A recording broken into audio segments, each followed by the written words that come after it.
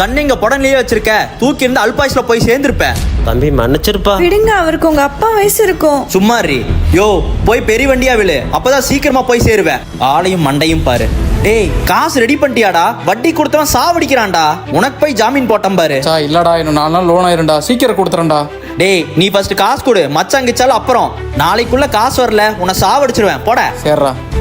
ஏய் என்னடி இது? நான் உன சிக்கன் கிரேவி தாண்டி பண்ண சொன்னேன், எதுக்குடி குழம்பு வச்சிருக்க? இல்லங்க, எல்லாருக்கும் பத்தாதுல, அதனாலதான் குழம்பா வச்சேன். ச்சே, நீயே தின்னு. இப்ப எது கோவத்துல இப்படி கத்துறீங்க?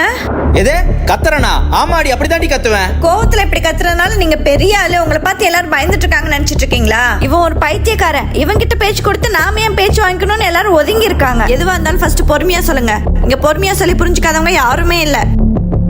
யோ போய் பெரிய வண்டியா விழு, அப்பதான் சீக்கிரம் போய் சேருவேன். நீ ஃபர்ஸ்ட் காசு கொடு, மச்சாங்கிச்சாலும் அப்புறம்.